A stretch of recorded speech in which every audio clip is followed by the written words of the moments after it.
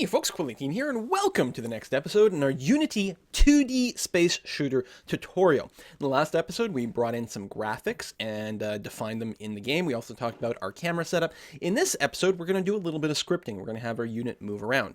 So, what I'm going to do is, well, we'll start off very basic and get this ship to move. So, our player ship is here in our hierarchy. Right now, our scene only has two objects, the main camera and the player ship. And you know what? This is supposed to be a space game. Let's go ahead and change the background on our camera to black, or maybe, just almost black.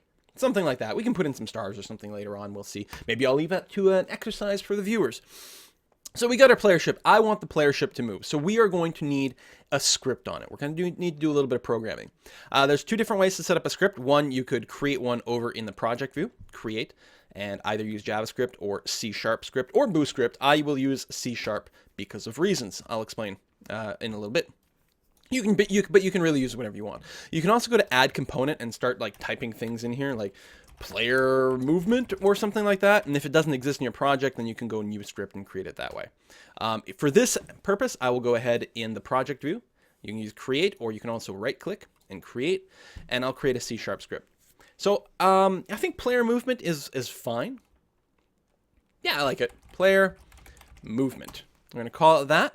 And then it has to actually be added to my object. So it has to be added as a component. So again, I can go here, type in player movement, which apparently I did, and have it in the list, or I can just drag and drop it either to the inspector or to here. Either one makes the same thing. Now it's added as a component onto our player. So let's go ahead and take a look. Actually, before maybe we actually start the programming, we're going to talk about the few different ways that our ship might move. So it depends very greatly on the kind of game you're making. In the old example of Asteroids, for example, the controls were very simple. You could turn left and right with your joystick. You could turn left, you could turn right, and if you hit up, then your ship would thrust forward. If you let go of up, you would stop accelerating forward, but you'd keep moving. It was sort of vaguely physicsy kind of game. The down key or backwards on the joystick did absolutely nothing. So that was one way of doing it. Now some games will instead, in sort of a more twin stick shooter style, up, down, left, right, instead of turning your ship, will just move you. So in other words, in some games, if you hit up, your ship will do this. If you hit right, you'll do this. If you hit down, you'll do this. If you hit left, you'll do this. And at no point will your ship rotate. It'll just instantly move sort of in the direction. And as soon as you let it go, the ship will generally stop. And then there's another variant, I suppose, would be where you would still be turning left and right with the arrow keys. You'd still be thrusting forward. But as soon as you let go of the thrust, your ship would maybe slow down and stop. So there's a few different styles, and it really greatly depends on what kind of game you're making. Heck, if you're making a your sort of classic like ship shooter, it was not a shmup, well, it's sort of a shmup game where you never rotate your ship. Maybe you're just around sort of the bottom of the screen. You go left and right, and you're shooting enemies that are flowing down from the top of the screen. So all these different sort of control modes really depends on the sort of thing you're trying to do. So we'll explore some of those things now. Inside of Unity, there's two sort of systematic ways to think about your movement.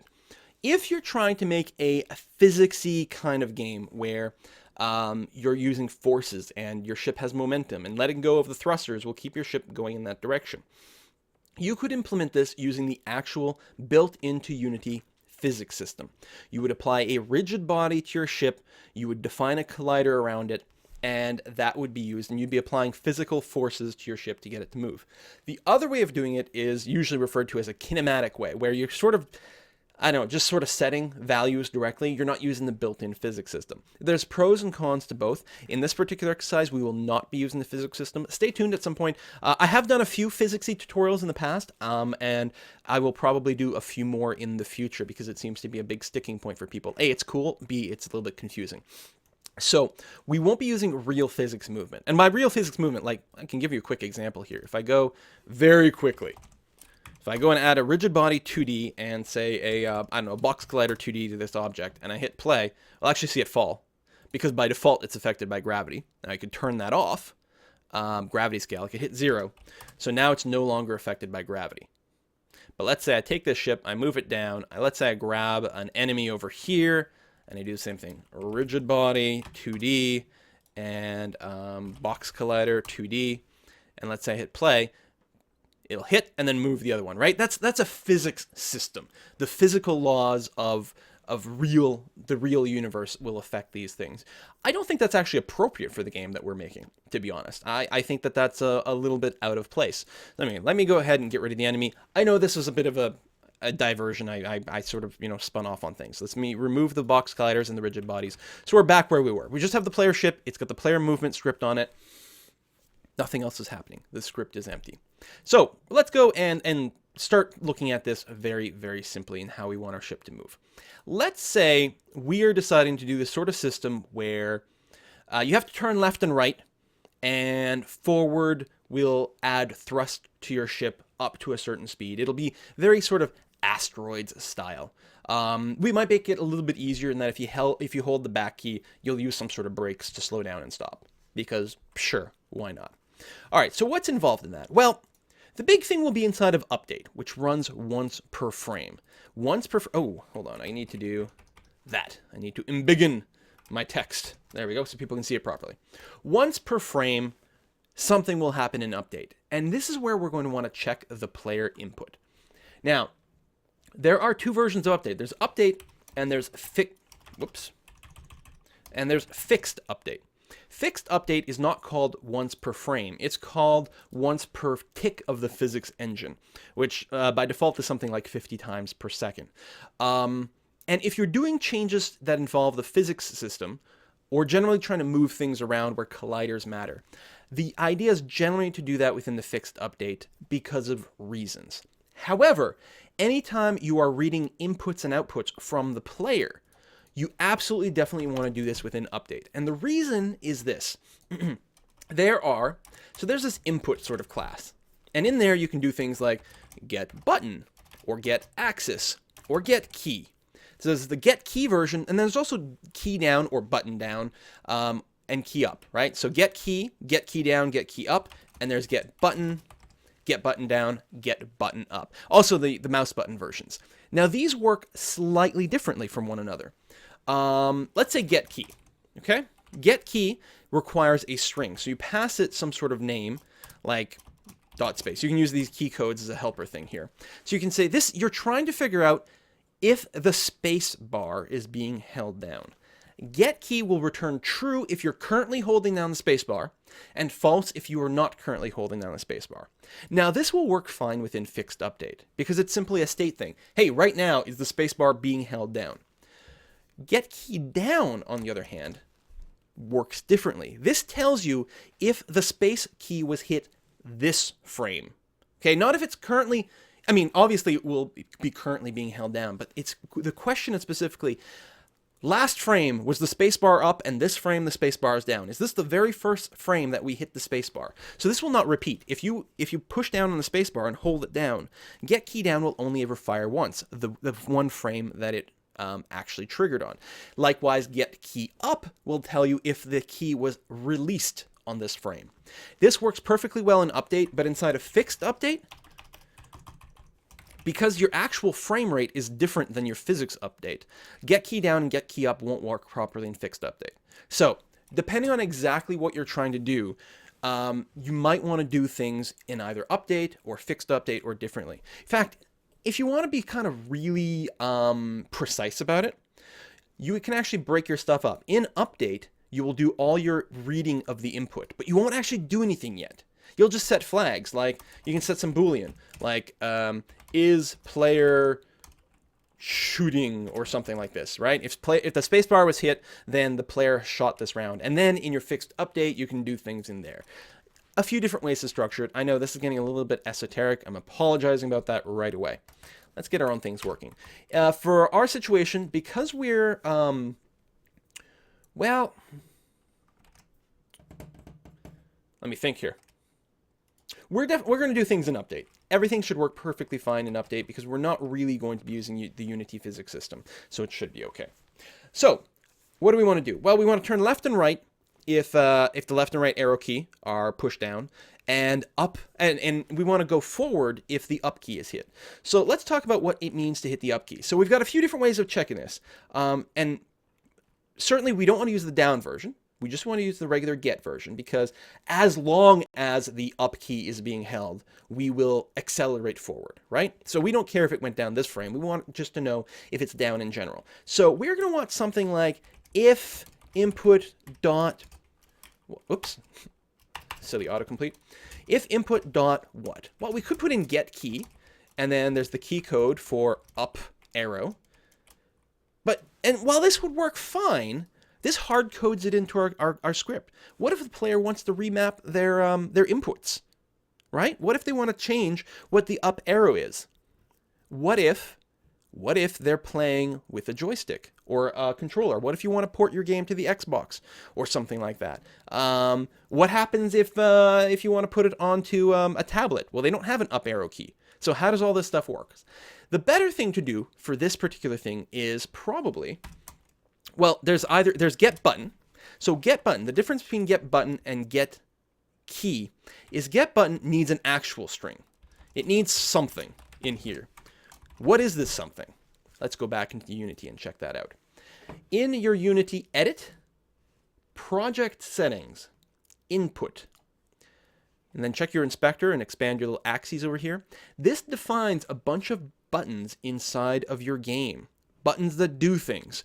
Horizontal, vertical, fire, 1, 2, 3, jump, and so on and so forth. And there's some repetition. And the reason is you can map multiple buttons to the same things. Well, they're called axes. And the reason is they can be applied to joysticks as well. So our going upness, right? When we hit the up arrow, which is supposed to make us go forward, well, that is the vertical axis, up and down. Make sense? Vertical. Check your spelling on these things. Spelling will matter. No one apparently can spell vertical. Also, capitalization matters, and you need the capital V. Check your settings in your personal input inside of your personal Unity. See what the name of this axis is. We can see that vertical is bound to the up key. The negative direction on vertical is bound to the down key. That's something interesting with axes. They can have a negative version. So both the up and down key are both automatically handled by vertical.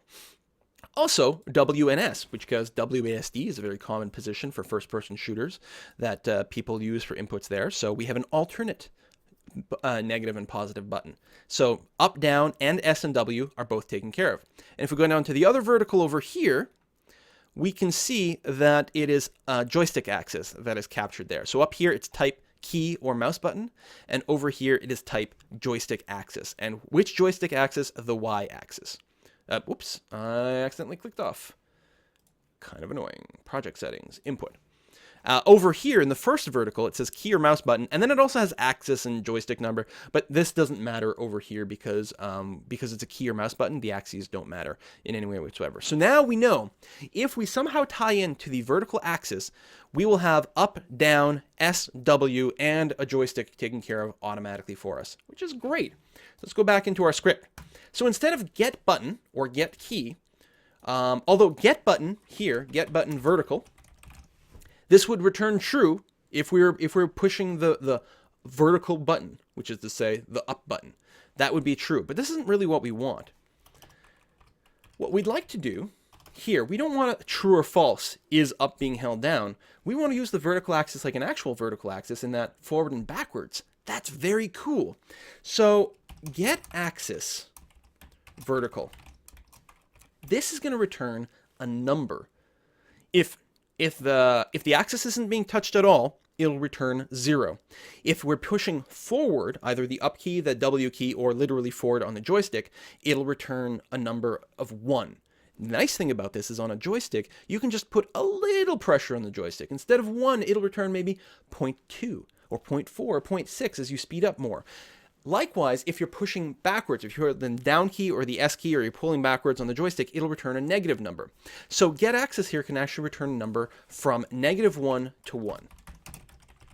Turns a float from -1.0 to +1.0, depending on direction. Now we're talking.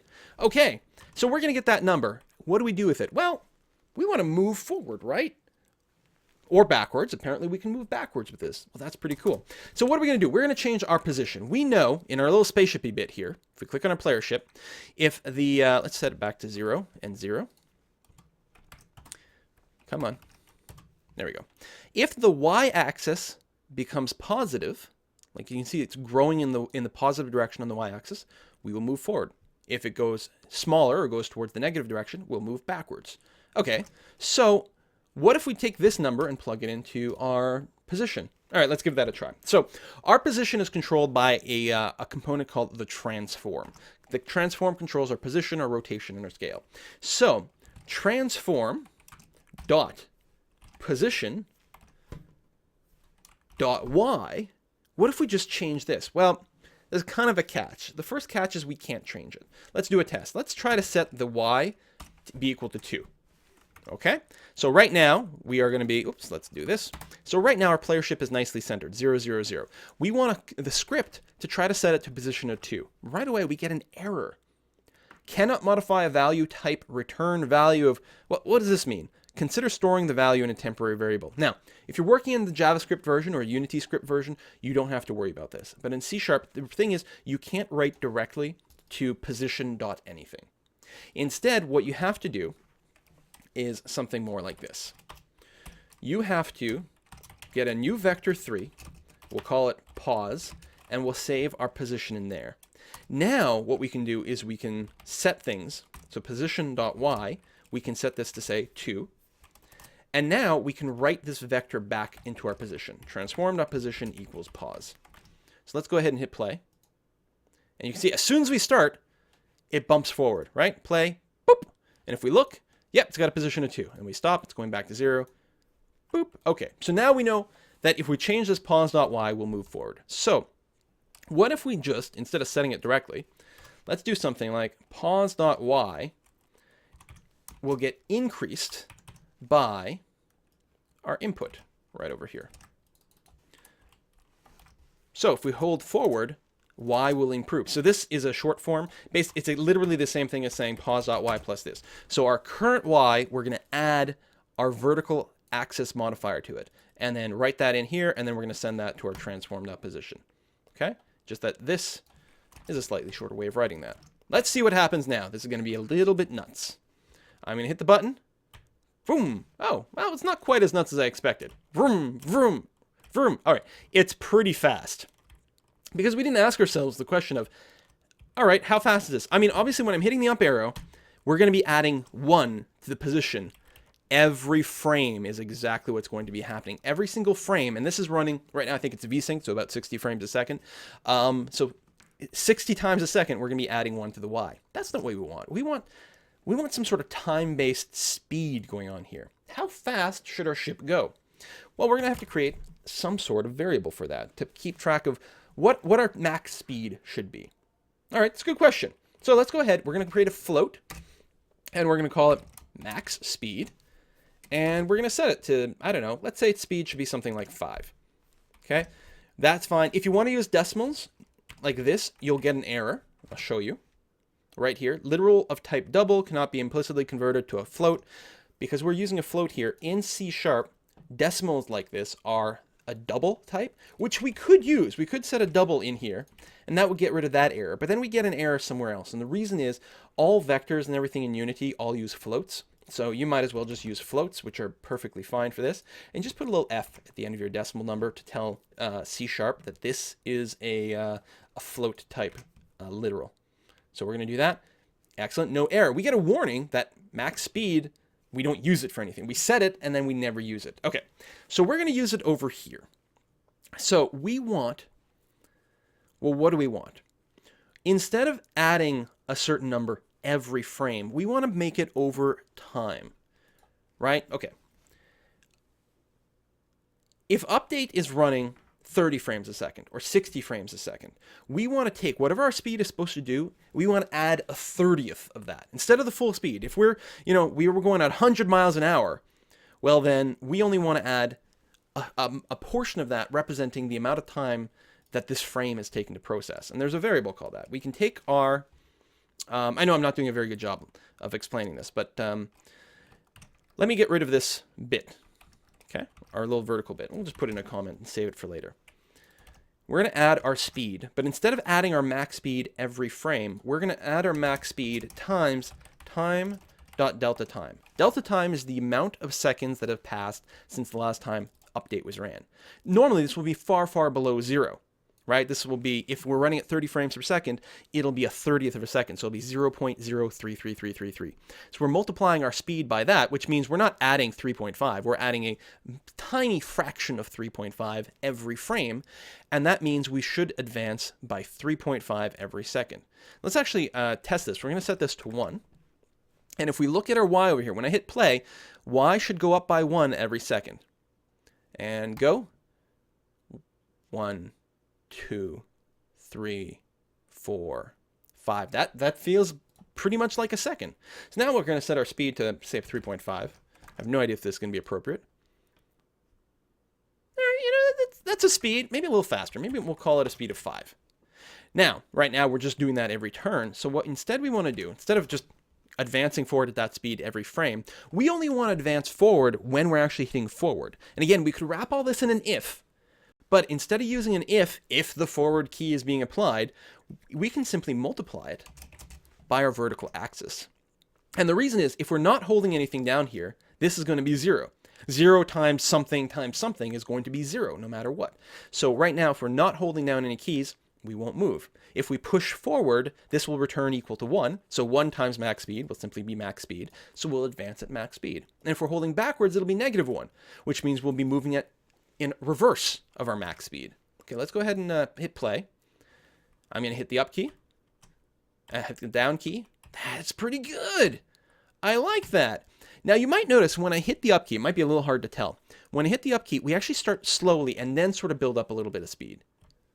It's kind of hard to notice, but I can make it much more obvious here. Let me go ahead and pause the game or stop the render. We'll go to the input. Let me just hit the little lock button here so I don't accidentally click off and deselect it. Now, if I go to the vertical axis here, and let me change the sensitivity down to 1. Should make it even more obvious. If I hit up, oh, it really struggles to start. And I hit down, oh, it really struggles to start, but then it starts moving. And again, it sort of builds up. This sensitivity is basically faking the fact that if I have a joystick, and I actually have a joystick right next to me, I can hit a little backwards, and then a little bit more.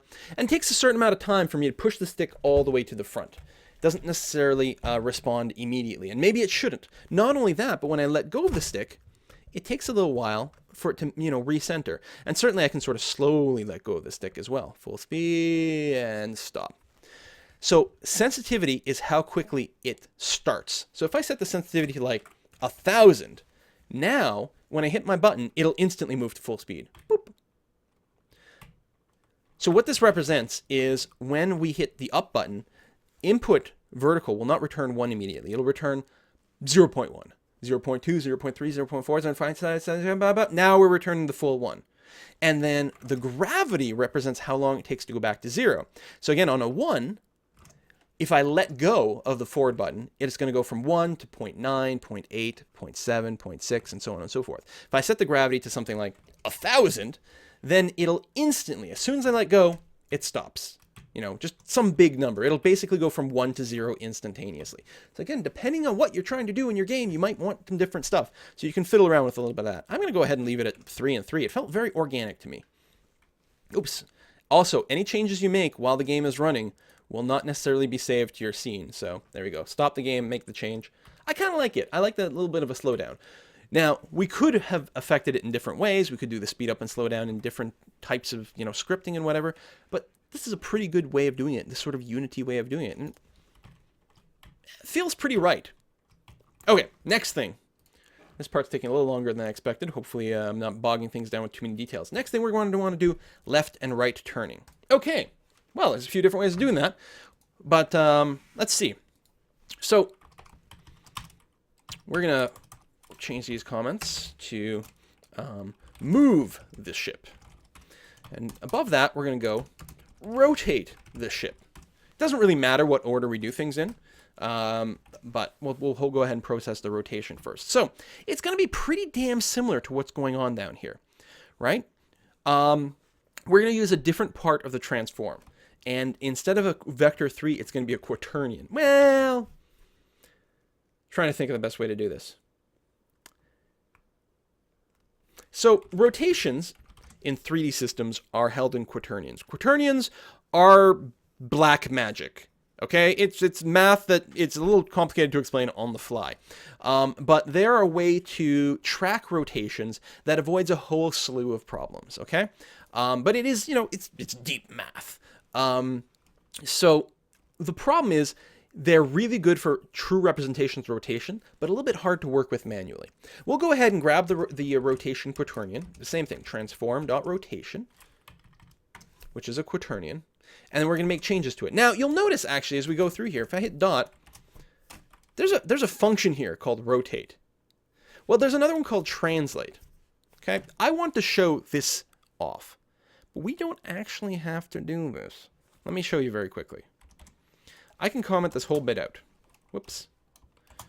Comment the whole bit out. Instead of grabbing the transform position, saving it here, changing it, and then applying something, I could have simply said transform.translate and then give it a direction to translate in.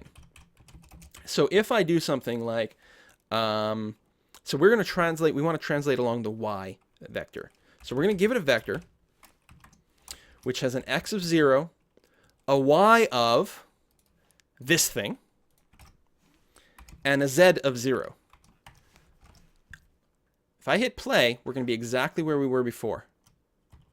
See that? If I unlock this and even select the player ship, you can see the numbers change. That one line of code does exactly the same thing as these 3 lines.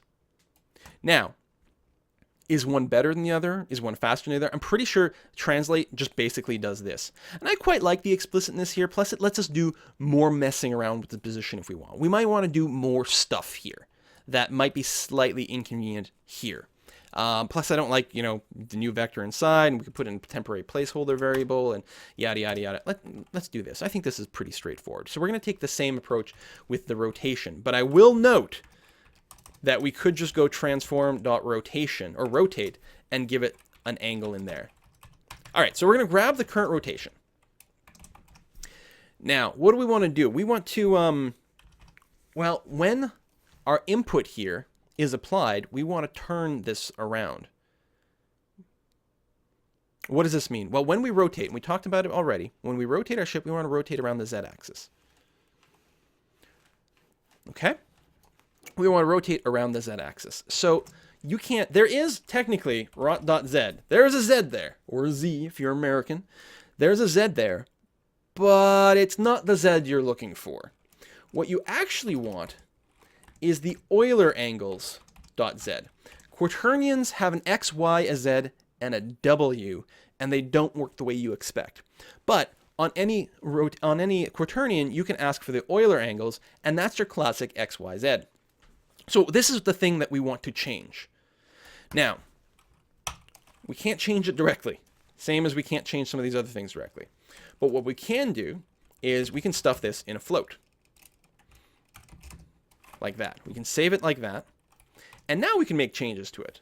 So why don't we make another variable over here called rot speed, rotation speed.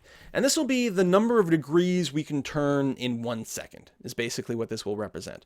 So, I don't know, 180 degrees? Something like that, maybe? We'll see how that feels. So we're going to take our z, we're going to add to it the same thing we've got going over here. Input dot get axis horizontal, we want left and right movement, times our rotation speed, times time.delta time. So we've updated our z, rotated around a certain amount, and then we just have to feed that back into our rotation. So I'm really taking too many steps that have to happen, but that's okay. Rotation equals, we need to change the rotation. And we got to feed it a new one. It's I realize it's a little bit awkward. I'll try to explain what's going on in just a second here. We need to feed it something, and we need to feed it from a set of Euler coordinates, or Euler rotations. Euler angles, I guess would be the best term. So it's 0 on the x, 0 on the y, and we know what the new z is. And then we feed that into our transform.rotation equals this. Now, there's definitely too many steps here that needed to exist. I don't need this many placeholders, but I'm hoping it makes it more explicit. So this is grab our rotation quaternion, grab the Z Euler angle, change the Z angle based on input, recreate the quaternion, and feed the quaternion into our rotation. Again, we could have simplified this quite a bit by using, or we could have shortened it quite a bit by using transform.rotation, but you'd still have to do this sort of Z placeholder thing, bob. Okay, let's go and see what happens. We're going to go ahead and hit play. I'm going to hit the left and right key. I'm going to hit left. Oh, I'm going to hit right. Oh, inverted. Very common. Very, very common. You're like, when you're doing this, you're like, okay, so I believe the right, yeah, I think if you hit the right arrow, that's going to return positive over here. But positive rotation is not what we're looking for. We actually want negative. So we just need to change the sign. I can throw a minus on there, or we can throw a minus, here or something like that. It doesn't really matter as long as there's an inversion somewhere along the way. Or hell, I could put a negative over here. So we'll just put a minus there. I think that'll be fine. And now if we hit play, left, right. Awesome. Up, down. Hang on. Something seem wrong to you? Let's turn to the left. Up. Oh, why is this happening? Oh my God, everything is terrible. Okay, everything is not terrible. The reason this is happening is because we are just writing to the y coordinate directly over here. But it's only true that y is our forward axis if we're not rotated. If we've rotated around, then this no longer becomes true. We got to change that up. This part's already gone on for 30 minutes, so I think we're going to go ahead and put a cut in here. So what I anticipated episode 2 to be is not quite done. So I guess episode 3 will be the continuation. We're going to fix this rotation thing, which is very easy to do. And we're also going to talk about the camera, because one of the things I will note is right now, as we move around, the camera doesn't follow us. Do we want it to follow us? I don't know. What happens when we go off the edge of the screen? I don't know. We're going to have to talk about the different possibilities there. So next episode, we're going to fix the rotation and work out what we want to do with the camera. See you next time, folks. Bye-bye.